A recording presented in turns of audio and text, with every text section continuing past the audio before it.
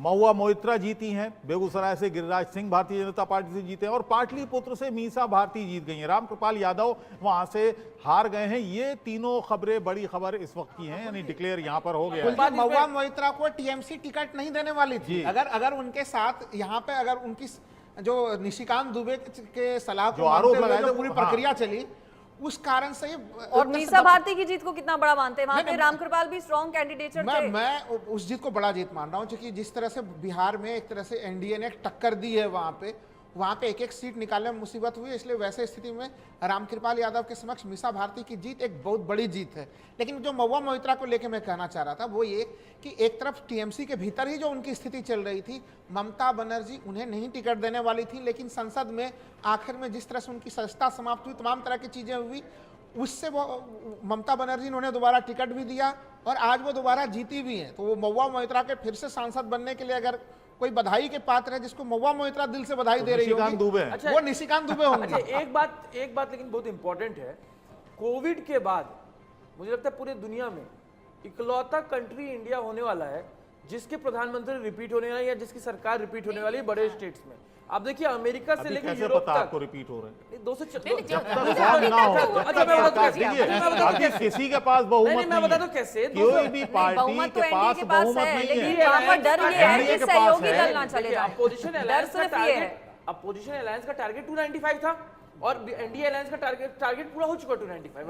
अगर 295 बिल्कुल बहुमत तो एनडीए के पास है। सुधांशु मित्तल जी, बहुमत आप लोगों के पास है, ठीक है, आप सरकार बनाने की पूरी तरह से स्थिति में है, लेकिन सवाल ये है कि जो ऑफर मिल रहे हैं नीतीश बाबू को, उनका तो कोई भरोसा नहीं रहता। वहां पर पोस्टर्स भी लगते हैं कि नीतीश बाबू सबके हैं। अब ऐसा ना हो कि नीतीश बाबू इंडिया के हो जाएं, फिर मुश्किल आ जाएगी।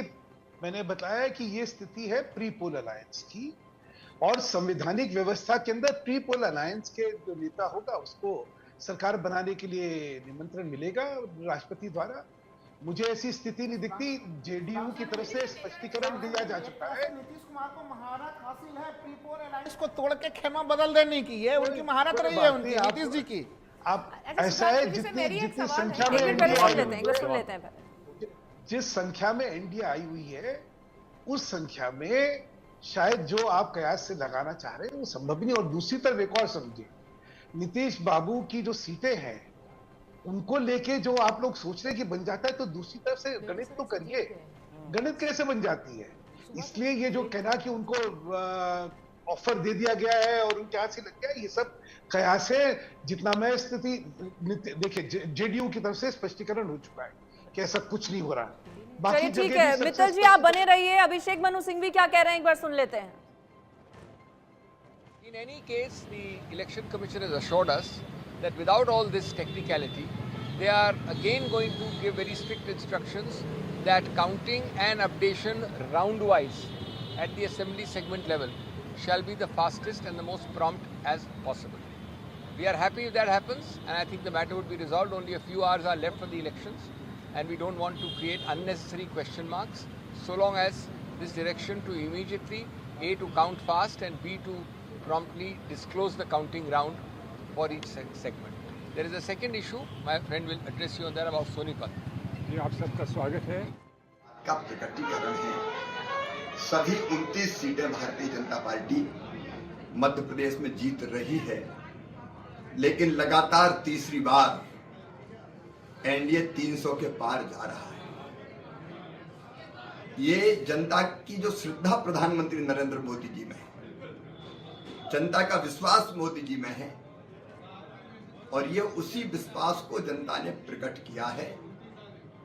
ये सचमुच में उनके व्यक्तित्व का और उनके नेतृत्व में भारत विकसित भारत बनेगा।